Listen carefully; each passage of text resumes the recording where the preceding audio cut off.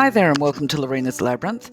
In this video we're going to be talking about what you can do if you're experiencing a crisis of emotions and when there is a waiting period before you can access services or there is a lack of support around you in general. So it would be very helpful if you're viewing this video that you've watched parts 2 and 3 specifically before you watch this one. I would advise you right now, if you haven't done so, to put this video on pause, go back and watch those 2 videos. They can be a bit lengthy, but you can speed them up, in case you aren't aware of this, by going to the little wheel nut at the bottom of the screen and clicking it onto, say, 1.25 or 1.5 if you're short of time. And this way you should be able to cut the video time in half. So I'm also going to give a trigger warning here in regard to this video that some people might find the content confronting and it may trigger an emotional reaction within them. So please do read the description in the videos, because I've put in the video chapter section where there is a trigger warning, and then you might want to either skip that content or you might want to tentatively approach it and come back to it later, because it's still good and useful information. It's just if people have got experience in certain subjects, they can be triggered into having a health crisis themselves, and we don't want that happening. So some of you might be looking for strategies for yourself, and some of you might be looking from the position of a family caregiver as to giving help to a person that has crises, perhaps even on a regular basis. So I'm going to kick on now for those people that have watched the previous videos. So before we get into the content of the video, I'm going to actually put this slide up here that talks about my experience and my qualifications to be able to speak on this subject. And just so you know, this is not up because I wish to impress everybody because I'm so flipping great, but rather because of the YouTube censorship, because I understand that they're being very diligent, and I support this about ensuring that there is no harm to anybody, and that they're also working in partnership with the World Health Organization. This may or may not be correct, but either way, my channel is not verified. So my concerns are, because of the content that I'm using and some of the content that I'll be discussing today, that I might get flagged as a channel. Now, when they do their censorship process, they can come and have a look at this particular slide, and if they want, they can ask me to present my qualifications, and I'm more than happy to do so. But yeah, so this slide is not necessarily for you guys, the public. It might be of interest to you, but it's definitely aimed at YouTube censorship. So basically, my experience in regard to mental health crises is I'm also a family caregiver. I have lived experience of caring for somebody that has repeated crises.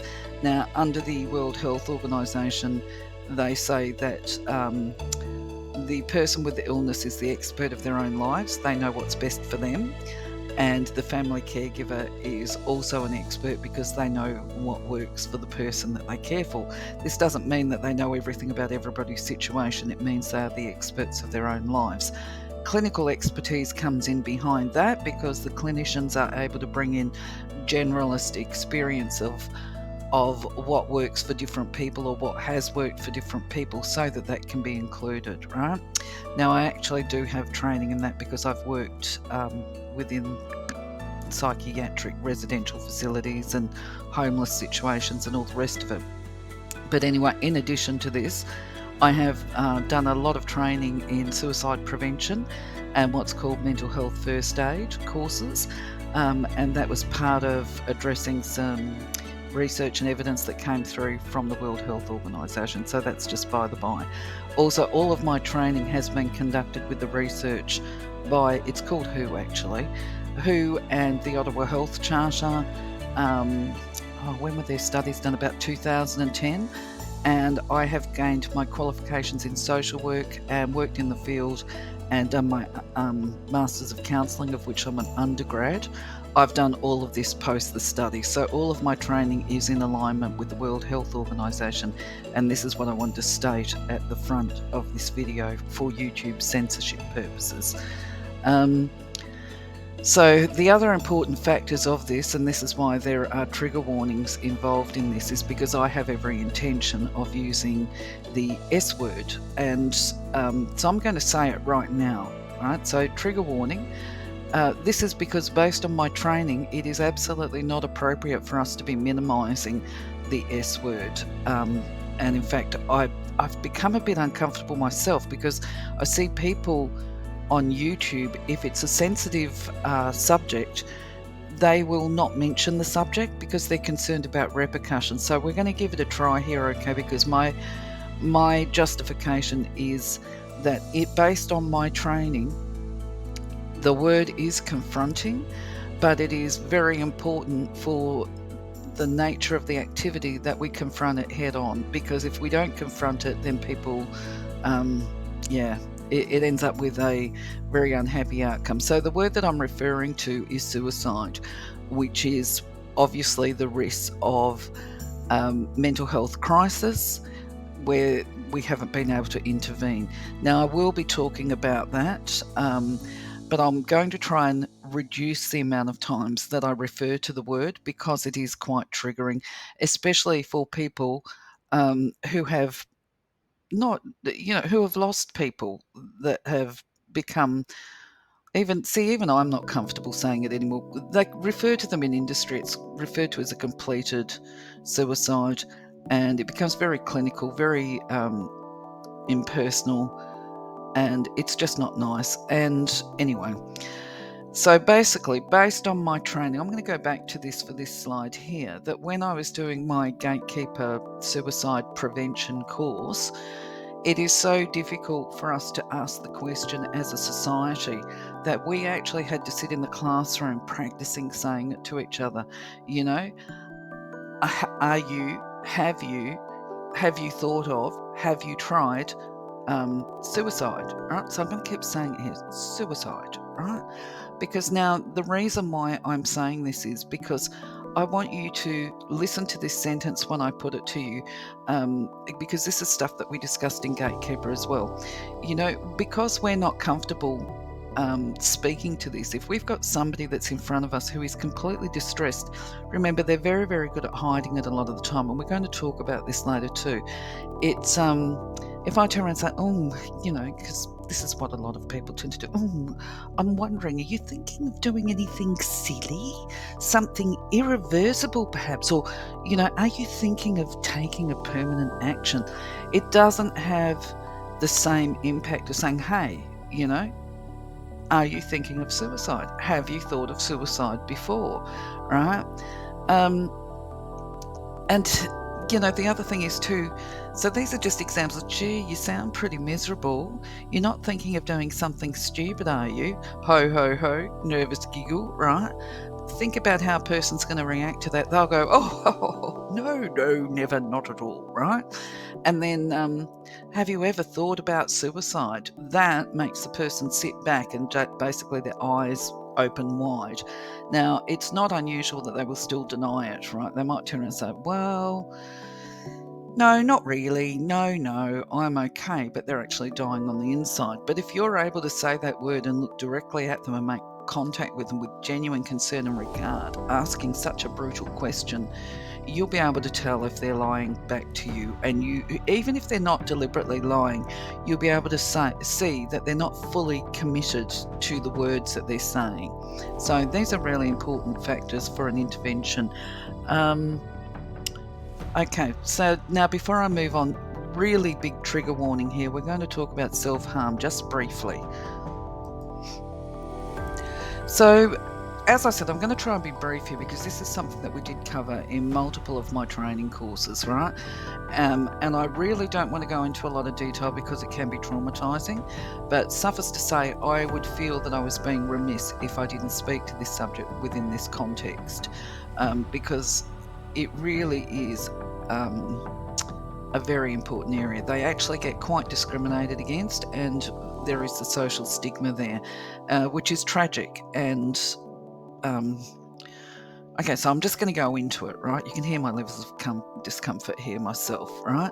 So, for people that self harm, the biggest issues from what I can see based on my experience is when people are what we refer as cutters, where they cut themselves and they make themselves bleed. Now, I don't know if that's the correct term that we use these days, if it's socially correct or whatever. And if it's not, I do apologise, but I think that it remains so. Right, there is an underpinning psychology for people that do this kind of behaviour where they have internalised their pain so far that they actually get a sense of release from the activity of cutting. So this becomes a behaviour. Now, the reason why I'm mentioning it here is because it's actually a very harmful behaviour. We know that, right? And I'm sure they know it too.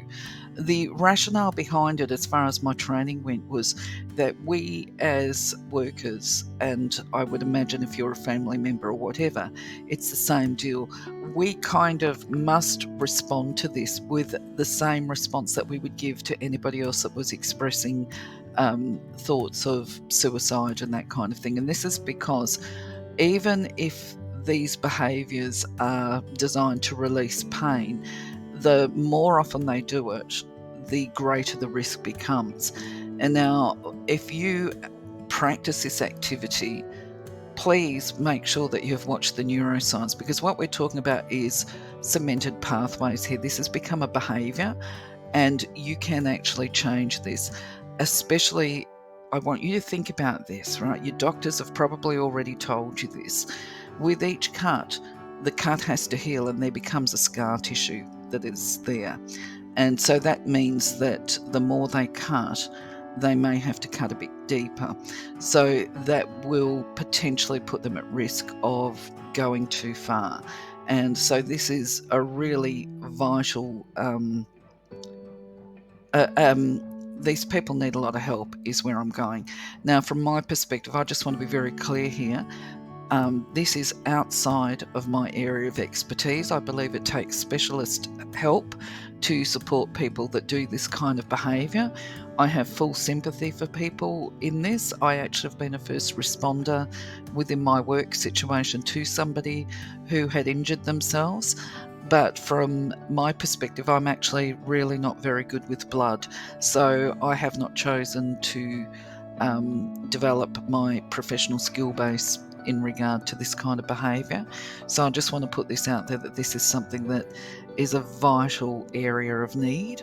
And rather than judge people and call them names or say that, oh, they're just seeking attention or the rest of it, they don't really mean it or whatever, we need to let go of those kind of attitudes as a society and recognise these people are in pain and they need help, and they definitely don't need judgment, because we can help them and they can change if they want to, of course. But anyway, moving on. Thank you for putting up with this comment. My apologies, but it's something that's got to be spoken to. So back to the happier bits of this video. So what do I mean when I talk about a crisis plan? Well, originally I'd been referring to the content of this video as mental health first aid, but I can see that that term has been really hijacked over more recent years to actually be quite clinical, and it's not necessarily helpful as a description. You know, if I say mental health first aid, if you Google it, it's all clinician focused or worker focused. And so, what I'm trying to do is focus directly on helping the person here. So, what do I mean by a mental health crisis plan? Because I've changed the name. I mean, it's about, in some ways, the purpose of this video is to provide support to people to manage their symptoms when they're having a crisis, especially when they're attempting to create new neural pathways and changes in behaviour. And to a large extent, that means that this crisis plan is also going to be directed at carers and family carers. Particularly if there's a person that's got a long-term health illness or personality disorder. So how this video is going to proceed is more along the lines of what you, I, or us can do when a person is struggling to manage their emotions and has become so overwhelmed that there becomes an increased risk to their long-term well-being. So when we're talking about psychological distress or mental health distress, we're actually talking about emotional pain. And these are the red flag moments that we referred to in the neuroscience videos, where something happens and a trigger goes up and the person invariably goes into the brainstem. So the issue of emotional pain is how the person processes the information from the triggers that they get. Now, casting your mind back, remember it's either fight, fright, flight, freeze. Remember? Um, and the way it manifests in a person's life is they will either internalize their reaction or they will. Let me sort of think how to put this. Okay, so they will internalize their pain and blame themselves. They may get angry at themselves, beating themselves up. Oh, you're so stupid, all the nasty stuff, that, that negative mind chatter. Or alternatively, what can happen is, as you see here, and I apologise, I had a bit of problems getting the correct images. All I could get was a male beating up on another male here. But yes, if they externalise that pain, in these kind of ways, then it's a problem, of course. And women can be equally as violent, in my experience. Certainly, when I've worked in the residential facilities for people that have been released from prison and from who've been housed after living on the streets because they've had to address so much. So, anyway, studies have identified with domestic violence. This is just a bit of useful or useless or just a bit of information. Studies have shown that within domestic violence situations, women are more likely to use a weapon than their partner. If we're talking about heterosexual relationships, at least, they're more likely to beat them with a frying pan, and men are more likely to use their fists and brute force. So that's just something of interest there. So going back to emotional pain, a person who's feeling very overwhelmed and stuck in the brainstem would be wise to assess their feelings and their moods, not to try and rationalize them at this point because they're stuck in the brain stem. So it's about acknowledging themselves, their feelings, how they feel. Perhaps even avoid any ideas of, are they right to feel the way they feel? Is it relevant? At this point in time, it's simply acknowledging the feelings and respecting that they are real for them, because we can work with what we know, all of us, right? The biggest risk, I believe, when the person internalizes the pain, as described in a few other slides, and they're unable to release that pain, and where they become feeling hopeless and that things will never change. In fact, there is studies that most people who do actually at least try to terminate, if you like. So I'm trying to dance between words here, because they feel that things are never going to change. So my understanding is, based on the research, people that end up taking their own lives actually didn't want to take their life. They just gave up. They felt that life would never ever change, and so that there was no alternative. And this is why an early intervention is so important. So all of us at some point in our lives are going to experience the feelings of emotional pain. Pain and emotional pain is part of life. So some people might turn around at this point and say, yes, yes, but we all have pain, but it's the depth that varies. Well, that's not necessarily true. Some people can experience very deep emotional pain and grief and still manage to stay out of the red or the orange zone, because they have the skills and strategy and support mechanisms around them for keeping themselves stable. So I'll just take a break for a moment because I need a cough. Problems come in and they can be escalated when the person doesn't have supports around them. They might be socially isolated or excluded from their family, either by choice or not.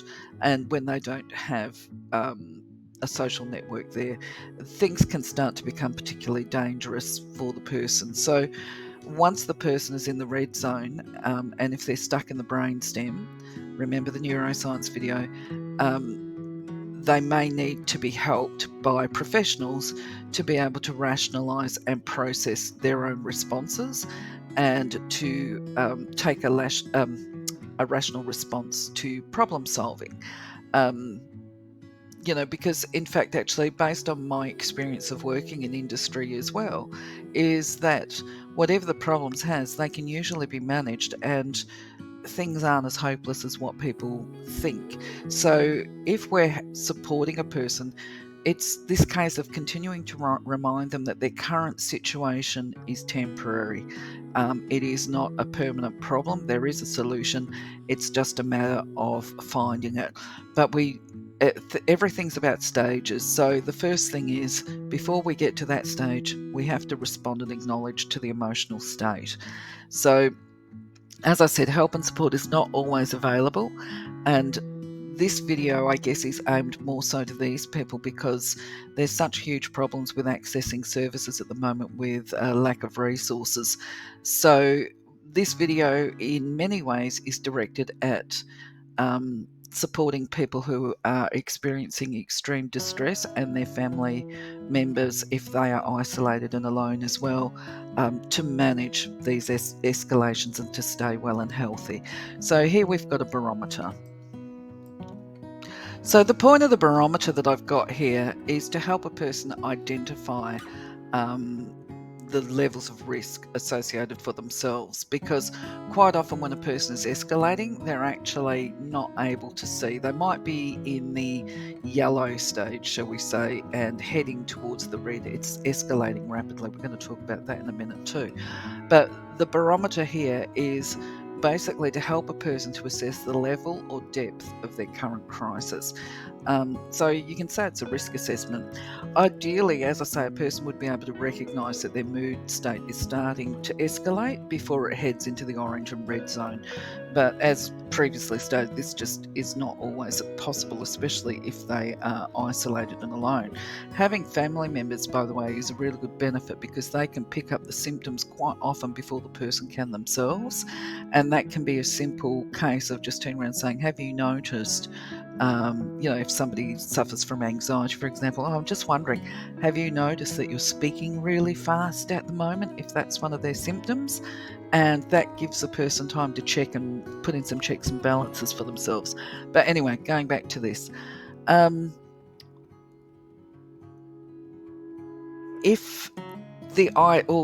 ideal is that a person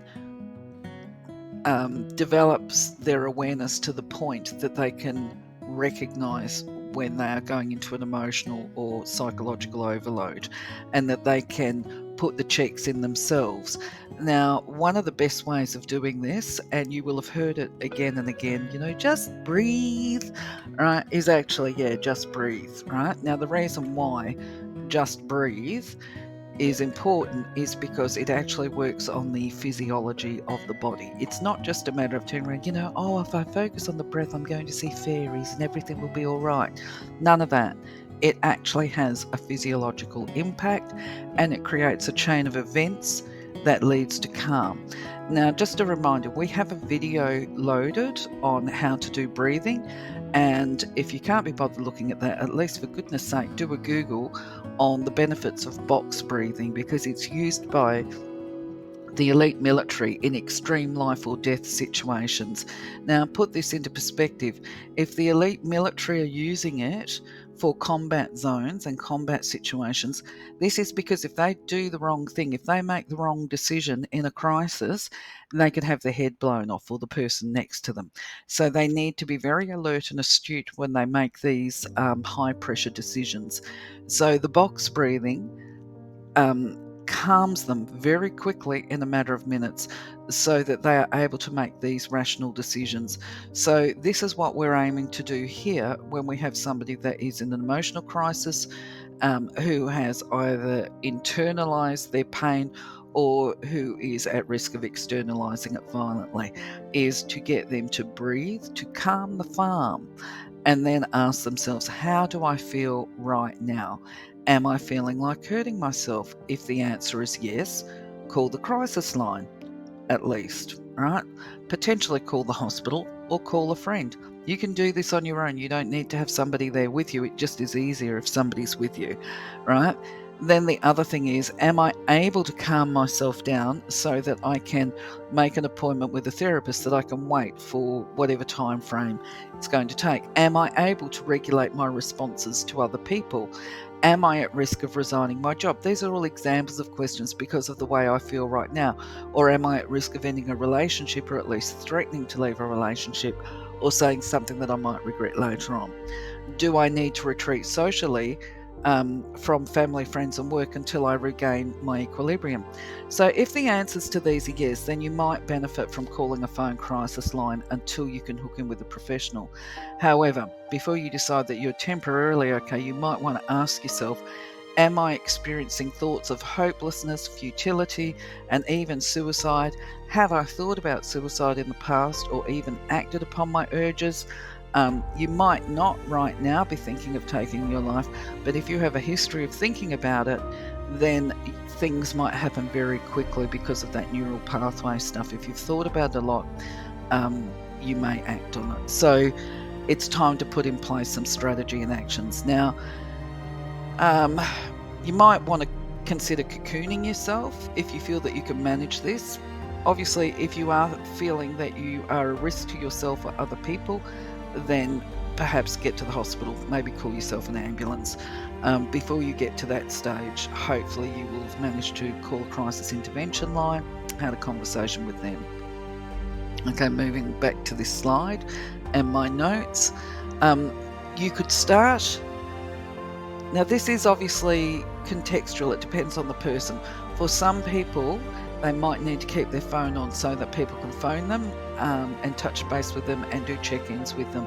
For other people, they might find that they're so overwhelmed on a sensory perspective that they need to withdraw, turn their phone off and stop checking their emails.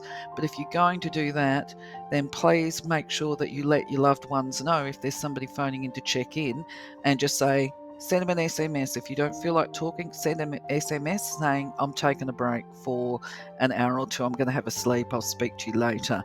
And that way, you've got somebody backing you up, because if you don't respond to them, they know to send somebody around to do a welfare check. That's how it works in Australia anyway.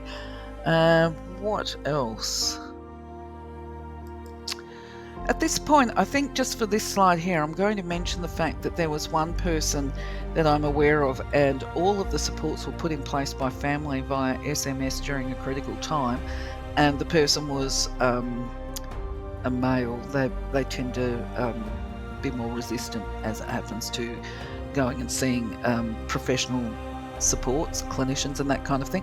So it was a male that was refusing to get some support, and within that crisis he'd been provided with all of the links to resources if he wanted to, and he had chosen to have SMS support throughout. So my advice was that the person who was at risk had in between times taken it upon himself to actually go down and engage with, we're talking about in Melbourne, Australia, with Origin. Now, my understanding too is that where this person had attempted to take their life 8 times or something like that in over a 2-year space of time, that once they engaged with Origin, that they actually learned skills and strategy, and there was never a suicidal ideation experience for about another 6 years. And even then, it wasn't a case of an acting upon the thought, it was purely a thought, and hospital was a temporary situation. So look, even in the most extreme cases, change can occur and lives can be saved. So back to the barometer and that activity of asking yourself a number of different questions and being brutally honest with yourself. This means that you're actually better prepared to answer questions if you do call for help as well. So it's not just beneficial to you, it's beneficial in regard to asking for and getting the support that you need. So if you call these lines, not always, and people, please put your own comments up based on your own training if you like. If you're going to talk from personal experience, please do identify the comments. But basically, when you call and ask for help, if you're in a crisis the person that you're speaking to has got a responsibility to actually ask you some questions so that they can establish the kind of need that you have. And you might not see it yourself at the time because obviously you're in the brainstem and not in the frontal lobe. So they need to ask some questions so they can make an assessment, especially if you've got a history of certain conditions. So they're going to need to know, are you currently suicidal? Do you have a history of self-harm or suicide? As I said before, in industry, that's referred to as suicide ideation. Now, to explain that in more simply, it's where you think about a lot, and you can be thinking, people can think about this stuff in drama without actually really having an intention of doing it. These are the words that we talk to about watching your choice of words, right? So something might happen at home and you go, oh, I might just as well go and throw myself off a cliff, mightn't I? Well, nobody here cares about me, whatever. Now, when you first start saying it, it doesn't really represent any internalized pain or whatever. It's just a venting. We all know that, and people do vent. But the problems become if somebody is venting all the time and using the same language, that becomes a neural pathway that may ultimately, I use the word may ultimately end up in manifesting significant symptoms, for want of a better word. Okay, so the first responders need to make sure that the people that are attending the scene are trained and qualified to respond.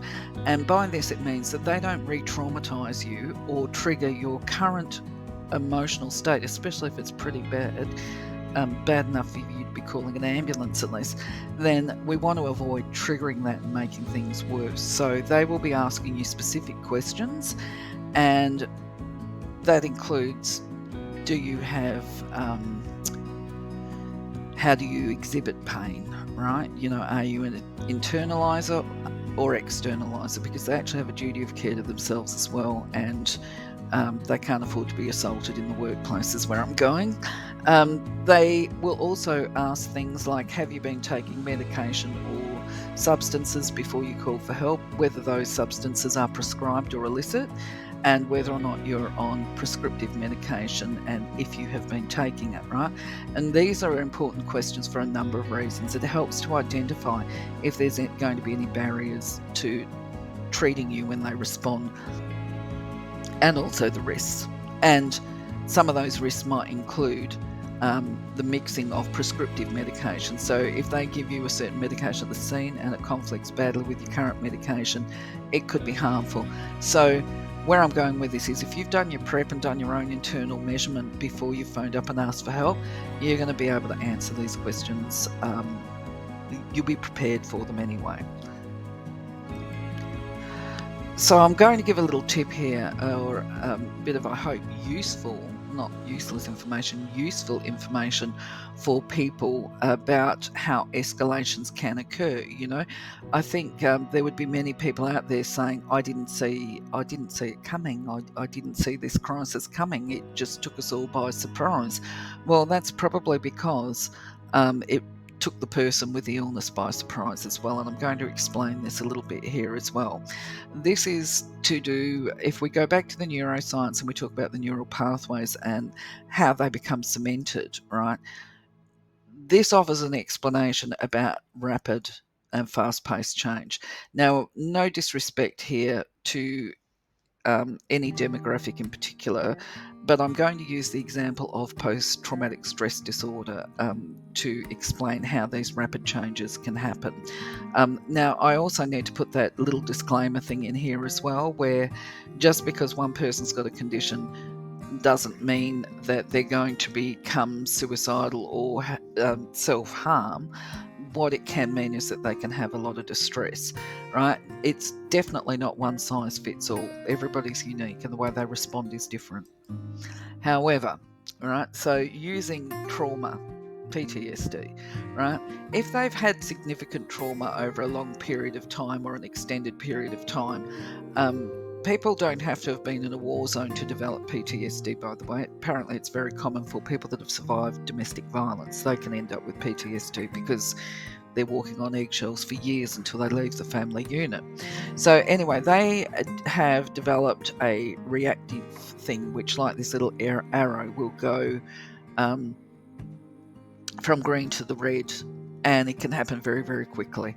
And what we know with people that have had this long-term trauma is that it can go from green to red in 10 minutes, perhaps even quicker for some people. And this is why you can be looking at one person and thinking, well, they seem to be okay. I saw them, they were smiling out the front of their garden, and, we're having a chat and a laugh over the fence. And then the next thing I heard was apparently it was 10 minutes after our conversation that the worst scenario happened. Well, this is because in between you having a conversation and there may have been something else. Now, people with trauma actually know that they can be triggered by something that's really very little. It doesn't have to be a big thing. And for many people, it can actually be what they would say, well, it was nothing really, but it sent them over the edge. Well, yes, it did. It did. But that doesn't mean that it's your fault. I actually know of one person that contacted her friends when she was in a situation.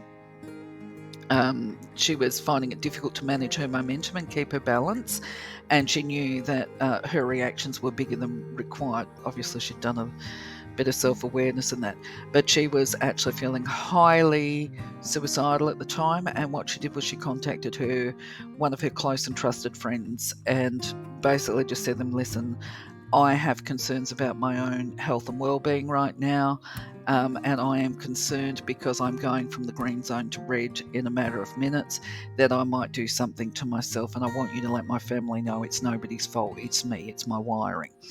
Beautiful. You know what I mean? That, to me, shows a lot of self-awareness here. But at the same time, most people, as we travel in their life, aren't aware that that is what can happen. So what we need to do is build supports around that person while they build their new neural pathways, because they're not stuck in this cycle forever. It's a temporary thing. They can shift past it, but it does take commitment. But anyway, this is not the crisis management plan. I suppose in some ways it is. It's allowing people to know that where they're at today is not a forever space. So if they're struggling right now today, that's okay. Honour the feelings. You feel in the red zone, that's okay. You've got a valid reason for being in the red zone. You've been doing it tough for a while. But what we want to do is get you to a place of safety. And if we can't get you to the green zone, we want to get you back to the yellow zone so that at least you can manage it and your emotions until you can get into professional services. So hopefully that clarifies things. So after a significant escalation, and I'm just throwing this stuff in here so that people understand the entire process and they're better able to support people with distress as well. After a person has had an escalation, they're often left exhausted and fatigued, and they might need to have a little bit more sleep than normal. They may experience body aches and pains because they've been holding tension in the body, and it's important for people to be aware that when they do this sleeping, this is a healing sleep. They are still potentially quite sensitive and vulnerable, so they need to have a little cocoon of safety around them when they come home. Now, if you're a carer of a person who is recovering from this type of thing, just be aware of this and let them sleep. Try and be considerate, right? If they live elsewhere, let them know. Well, I would be asking in the first instance, do you want me to come over and sit in the lounge room while you have a nap, so that they feel safe and they've got company. Alternatively, you could respect their boundaries. If they say, no, I just want to be left alone. Okay, that's fine, darling, but could you please give me a call when you wake up just to let me know that you're okay, because otherwise I'll worry about you. And that usually works effectively as well. But anyway, I hope you like this little video here. So here I'm going to give you some tips for if you have a level of awareness and you're able to recognise that your moods are starting to go out of kilter, you're starting to perhaps experience depression or anxiety symptoms, or you're starting to feel a bit hopeless, unloved, that kind of stuff that we talked about earlier, right? But you can see that it's escalating. This is brilliant, right? This is where we want you to be. We want you to be able to identify tension and before it gets too high. And because then you can do an intervention yourself and work out, well, what's going on, what's happening with me, because it's not always about what's happening in a person's environment, but sometimes it's rather what a person is doing to themselves and the way they're living their life. And it's really quite easy to fix in the first instance if we are aware of it. So when you start to notice that your anxiety is increasing, perhaps ask yourself a couple of questions. How much caffeine have I had today? Now remember, caffeine is in many products, not just coffee and cola, but also in energy drinks and energy bars and that kind of thing. And I mean, let's be real about this. There's no point turning around saying, oh my God, I'm feeling really anxious today, and then following by, I had 12 Powerade drinks today. So you've got energy to burn, right? That's going to add to it. So, of course, you know what to do with that. Stop taking all those energy drinks. Cigarettes can also be a stimulant, as can a lack of quality sleep. So you would be asking questions. Have you been regularly getting your 6 to 8 hours sleep, or have you been burning the midnight oil and you've been awake for 36 hours and you're wondering why you're feeling a bit moody, or you've been drinking excessively using alcohol as a mood manager and then sunk into depression, because obviously alcohol's a depressant. So it's a matter of looking at what you've been doing. Are you exercising and that kind of thing? And is your diet okay? We talked about that in the brain chemistry video. So remember, go back and check that, right? Remember, alcohol not only is a depressant, it doesn't mix well with some prescriptive medications, and it can actually deplete you of your vitamin B and vitamin D. Now, for other people, if you're caffeine intolerant, such as I am, I absolutely love coffee and I really enjoy caffeine. But I worked out many years ago, love Coke as well. I know I shouldn't, but I do. But I worked out many years ago that I have to stop all of those types of drinks after lunch, because otherwise I'm buzzing, absolutely buzzing awake at night, staring at the ceiling, suffering from insomnia. So, yeah, I tend to absolutely not take caffeine type foods or drinks after about lunch. Sometimes I might do it at about 2, but that's pushing it. So then what else? You might want to go to the doctors round about this stage as well and get your bloods done, just to make sure that your vitamin content is right, because this is an early intervention. So now we're going to talk about the crisis management plan. This is actually where you've hit the orange and the red zone, or both, or whatever, and unable to access services. So hopefully you'll be able to access services and support fairly quickly. But the crisis management plan that I'm giving you is pretty well like putting a band-aid on a bleeding wound. It's not a long-term option, and it's just to provide you with some strategy to help you during the crisis. It will work fine, by the way. These strategies will work fine for people that are in the yellow zone. They still will have some benefits, I think, for the orange and the red zone.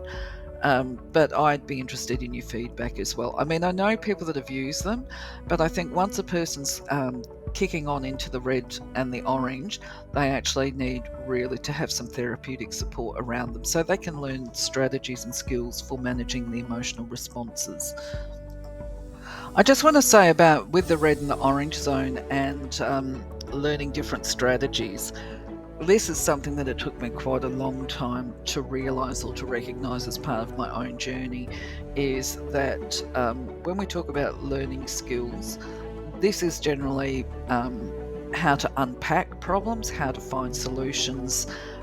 When identifying a problems, it could be how to name emotions and to identify how it is you're actually feeling. And it can also be how to communicate with people effectively, to put in place healthy boundaries. And boundaries is a major issue all over the place. But anyway, that relates to the type of help that you might receive from a clinical perspective. Obviously, there tends to be a lot of prescriptive medication handed out too, and that may or may not be beneficial. Vitamins might be beneficial. Go and check out the other videos. Anyway, in regard to crisis management for a person within the context of what I'm trying to portray, what I would be encouraging people to do is that if they have religion or faith or spiritual beliefs, do not forget that this is the time to be calling upon them, and to give you support or strength and all the rest of it. There is enough, just for the skeptics, there is enough research evidence out there, legitimate and credible, that supports that faith plays a vital role, and spirituality, in how a person manages their distress, their recovery, and their function. Now, personally, I would be saying a prayer, some people call prayer invocation, whatever it is, verbalizing a request, asking for help, right? So this is your plan, it's your activity, you're the expert of how you do it. I'm just giving you examples of what I might do, right?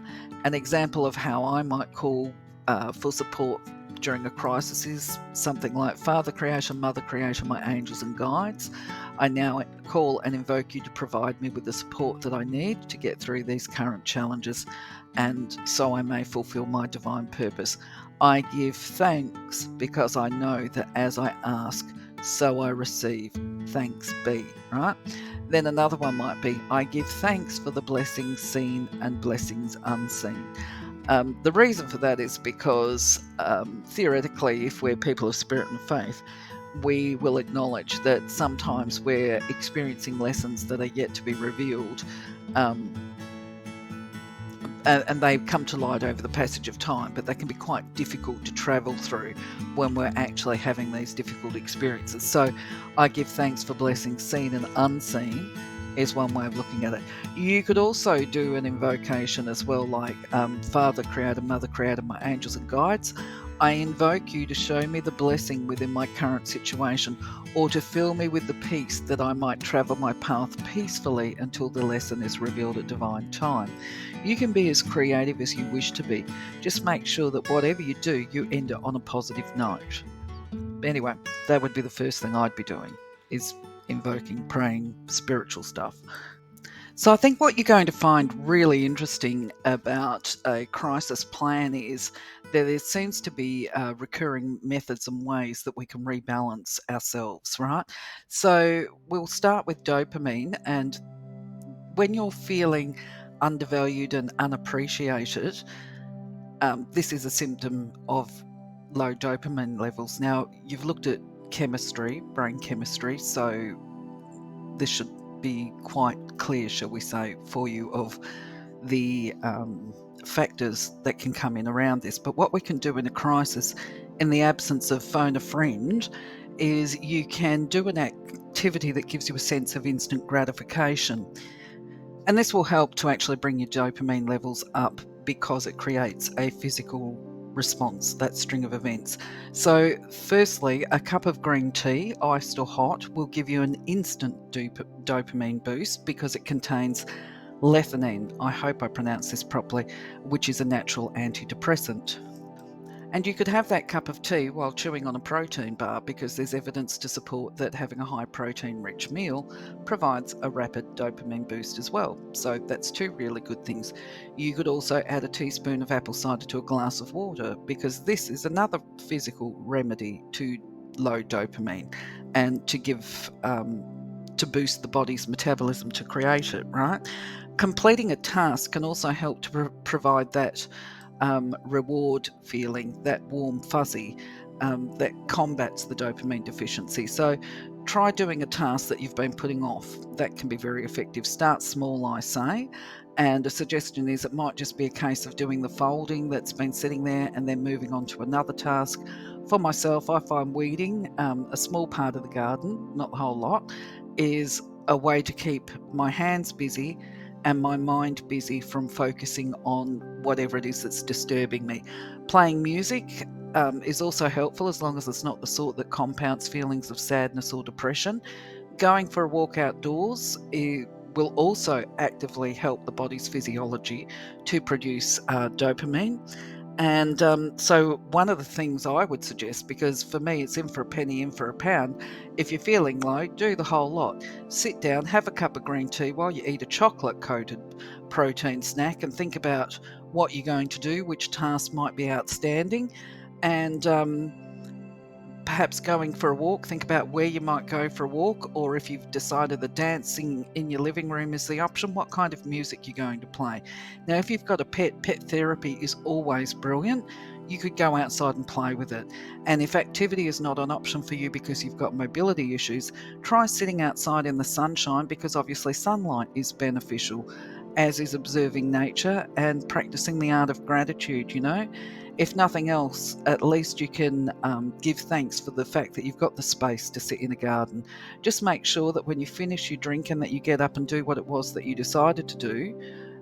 Or if you are spiritual and energetic, or into spiritual and energy, you can, on to the next slide. And in fact, actually, you could do it even if you're not spiritual. You could just do it because it's something to do and it distracts your mind. You could do a chakra balancing activity, and I would recommend the centering and grounding one for this. And the link is in the description. And this will also bring in the breathing and the positive focus into your current state of mind. So if you find yourself on an emotional roller coaster, rolling between feeling okay and feeling down. And this can also happen when a person is fighting themselves internally and struggling to shake themselves out of feeling down. They end up with that space of cognitive dissonance, if you like, as a description. Then your serotonin might be low. So once again, sunlight and exercise is right at the forefront, and exposure to fresh air to give you an instant serotonin boost and stabilize your moods. So exercise and movement, we talk. Walking at a moderate pace is another good way of doing it. Comfort eating, oh my God, who doesn't like to comfort eat? This is always an option when you're feeling a little, shall we say, out of kilter. But you would be advised to make sure that the foods you're consuming are the ones that are helpful for mood. So when serotonin is low, anti-inflammatory foods such as the ones in this image, and I'm going to read them out, are very good options to get the serotonin boost. So this is tomatoes, olive oil is one of them, green leafy vegetables such as spinach, kale and collards, nuts like almonds and walnuts, fatty fish like salmon, mackerel and tuna and sardines. If you're like me, I just really don't like tuna. But anyway, eat whatever blows your hair back, basically. Fruits such as strawberries, blueberries, cherries and oranges are also beneficial to serotonin. Now, the other point, and we discussed this in the chemistry, neuroscience and chemistry one, was that regular exercise and body movement are the most commonly known ways to release tryptophan. This is why there is the physical component to addressing mood roller coaster, is because tryptophan gets released and that stimulates the production of serotonin. So if you're up to it, Tai Chi might be a good option in the park, or yoga.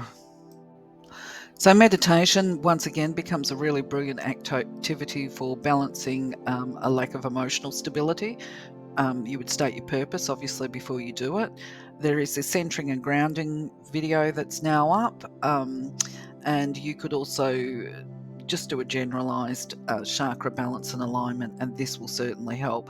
You're going to see another video go up in the next week, I would say, which is about spiritual hygiene. So I would recommend doing that as well. And these will all benefit an emotional roller coaster experience. The other thing too that's recommended by clinicians is mindfulness activities. Now, I don't have a video up about those yet, but it will be coming. And you can do mindfulness activities while walking and eating as well. And once I've created them, I'll put them on my website and also on this channel. So if you're feeling abandoned, alone, unloved, unlovable, rejected, all of these kind of things, quite often this is triggered by a relationship breakdown or an acrimonious ending of a situation. And it comes with the feelings of being unloved and unlovable. So once again, we're talking about exercise and activity as a remedy for an emergency treatment. Watching a comedy is a good thing. A movie or a TV program is good fallback strategy if it makes you laugh. The other things that are proven to work well is looking at photos of babies and small children, especially if they're playing. They are recommended methods of triggering the body into having what is called an oxytocin rush. It's a warm fuzzy.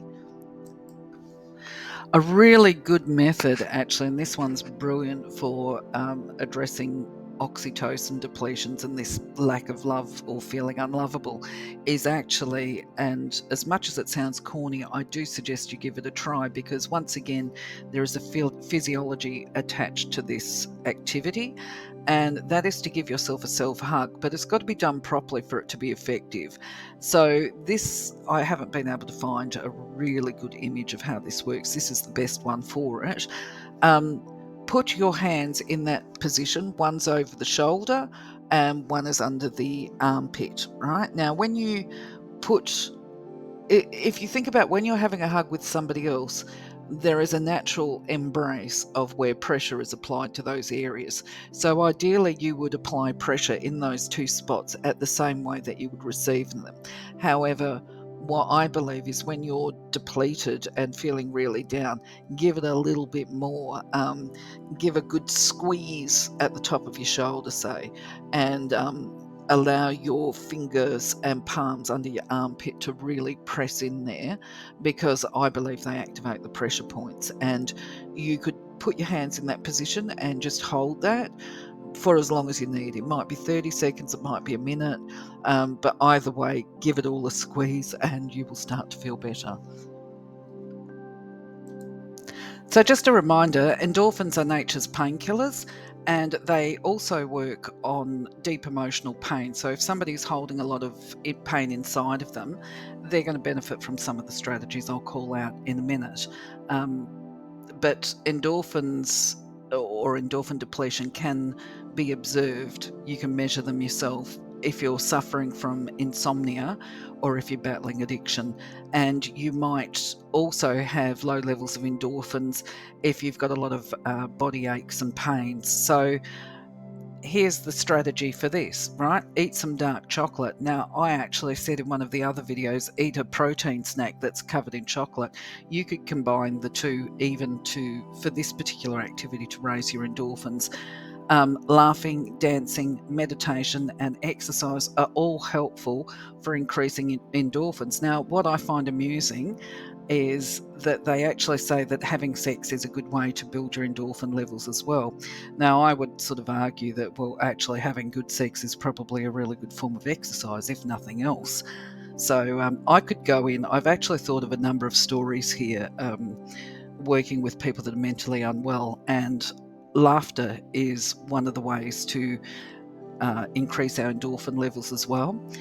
And so why not end this video having a laugh? Okay, so when I was working in homeless situations, we were housing women in actually what I consider to be, in hindsight, completely inadequate facilities. They were in a very small room and the rooms were all next to each other. And we had about 30 different residents. Now, when you've got people that are recovering from addiction, you may or may not be aware, some of those people will have sexual addictions as well. And that means that quite often they can be, I'll try and be discreet here, taking care of matters themselves. Now, when you've got a lot of people in a very small space, oh my God, it led to a nightmare. So try and put yourself in my position where somebody comes in complaining that they're hearing a buzzing noise coming from somebody else's room. Can I please go and intervene and tell them to stop it because they're getting really upset? From my perspective as the worker, it's a case of sitting there thinking, this is awkward. How am I going to approach this with this person in a way that's not offensive, and also not create conflict within the living environment? Because obviously if you go to work and you say, look, one of the residents has been complaining because they hear you at all times of the day, that's going to really set that person off and trigger them. So you've got to approach it with great diplomacy. So where I'm going with this is, one of the amusing incidents that I had in the workplace was I did actually have somebody come in and say, sort it out, I'm not dealing with it, and I'm going to smack her in the face if it continues. It's like, oh God, I've got to sort this out very quickly. So I've gone to see the woman in question and I've said to her, listen, I think I approached it very subtly, actually, and diplomatically, but this woman knew what was going on, and she knew she was expecting it, because I've walked in, knocked on, have you got a moment? Look, I just need to have a chat with you because there's been comments that there's been some noises coming from this room that are making the other residents uncomfortable. So just reminding you that the walls are very thin, there's a complete lack of privacy, all of this kind of stuff. And the woman's just sort of looked at me, give me that eyeball that you get, that challenge. She's looked at me and she's pulled out the massager and gone brrr to me. And I've looked and laughed. And she goes, yeah, I know who it was. She says, I've been doing it just to annoy her and upset her, actually. They get very passive aggressive in those kind of situations. But either way, I don't know if you're laughing, but in hindsight, I had a good laugh when I was remembering this and thinking about whether or not I'd share it with you. So I do hope you're having a laugh at my expense, because it was a little bit awky to have that conversation. So, as part of managing your endorphins and the other pain management type exercises, meditation can be helpful, as can the mindfulness. I'll just throw back to the mindfulness can help as well, mindfulness meditations. But other benefits might include meditating with a chakra and aura balance, doing the centering and grounding. Remember, I've said that I'll put links into that. Other activities can include the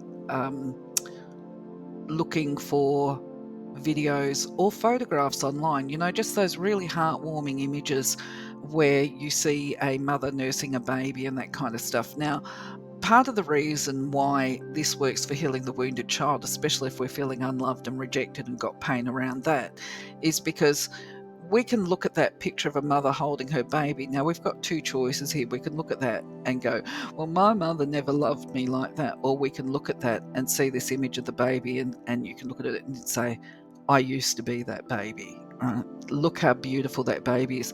Even better if you can find a photo of yourself. Right? Look at that baby, and that used to be me. I was beautiful, I was sweet, I was innocent. And my mother may have been inadequate for whatever reasons. That's a whole different therapy session. But nothing I've ever done or whatever deserved the lack of love or maternal love. And then you can convert that to be, you know what? That's the beauty that lies inside me. Inside of me, there is a small, beautiful child that needs a good mother, and I'm willing to be my own best mother. That's a strategy that we can employ to help heal some of that pain. So, moving on to the next slide. I like strategies that work on multiple layers that boost all of the chemicals, if you like, dopamine, serotonin, all the rest of it in one hit, rather than just trying to actually get too analytical. Sometimes I think, yeah, sure, being aware of this stuff and what's triggering it is really good. But if we can employ strategy that is even a bit generalistic, it can work on all of it at the same time. Like if dark chocolate is recommended for endorphins, and a protein bar is recommended for dopamine, we'll have a dark chocolate coated protein bar, smashing two at the same time. So other things that we can do from a general self-care perspective when we're having a crisis is, and this is recommended strategy, there is scientific evidence to support this, is that if we watch the right videos on the internet, they're going, can I speak properly with a laugh? Right, okay. If we watch the right videos on the internet, then they will activate the correct chemical production that we need. So I tend to do this just as part of my own general health maintenance and strategies when I feel that I'm having a bit of a dip in my emotional state, or if my anxiety levels increase or whatever. There's multiple methods. I'm going to go through them one by one. Watching baby animal videos is an absolute winner, especially if they're the funny home videos of animals just being animals, just puppies and kittens and whatever. I don't recommend that you watch the ones. There are some videos that call themselves funniest home videos, but all you're doing is watching animals and people hurting themselves. They're not particularly beneficial. These kind of ones, watching the little kittens battling for a nipple, they're great, right? If you're a cat person. If you're not a cat person, then try looking up puppies or something like that. Also, sanctuary refuge, what are they called? Refuges, animal sanctuaries, and that kind of stuff. There's an amazing lot of baby wombat videos. They are so cute. Watching them play, they're a good one as well. So, of course, what we're aiming for when we look at these animal videos is to get that little warm, fuzzy thing happening. And that can actually help with the oxytocin. It can help with a whole lot of them. Um, I personally love looking at baby bears play. I think they're just so cute and so funny. Um, Panda bears, baby panda bears are wonderful as well. What else is there?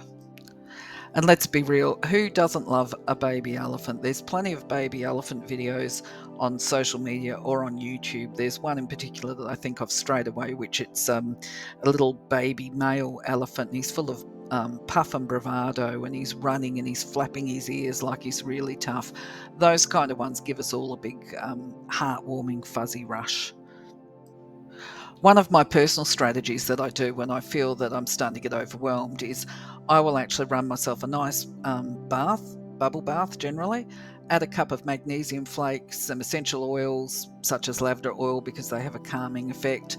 And because I have a very active mind and I can lose myself in intrusive thoughts, what I do as part of stilling my mind on these occasions, um, as an alternative to, say, the centering and the grounding, because sometimes my mind is actually too busy and I can struggle to do the focus that's required, or I just don't take my own advice sometimes, let's be real. Sometimes what I will do is sit in the bath and I will take a Sudoku book in with me, not a reading book as in this image, but I'll do Sudoku because Sudoku is actually a really good way for me to establish my own powers of concentration at those times. And the aim for me is to actually to still my mind enough to be able to focus, right? And when I do Sudoku, I can struggle with it because I think, what is it, left brain, right brain stuff, right? I tend to be less, I'm pretty sure it's right brain these days. That logical, rational stuff is more of a strain for me these days. So to establish just how out of kilter I am, if I'm being too emotional or too logical, the Sudoku helps me, if that's how you pronounce the word, to work out where I'm at personally. And that will lead me or direct me into other avenues of what technique and strategy I might use next. So I often will start like that, and then I might go into a if I can speak, oh my golly gosh, a visualization exercise in the bathtub, which includes purification of the aura and that kind of thing. So I might go into soaking myself in the tub and visualizing in my mind that the water is sapphire blue and that I'm having all toxic negative thoughts removed from my entire body, aura, and that kind of thing. Now, the thing is, though, that the way I see it, and you may see it differently, leave comments, is the sapphire blue is a cleanser, right? So it detoxes. It's like having a glass of water and it skims off all the mud and it throws it out.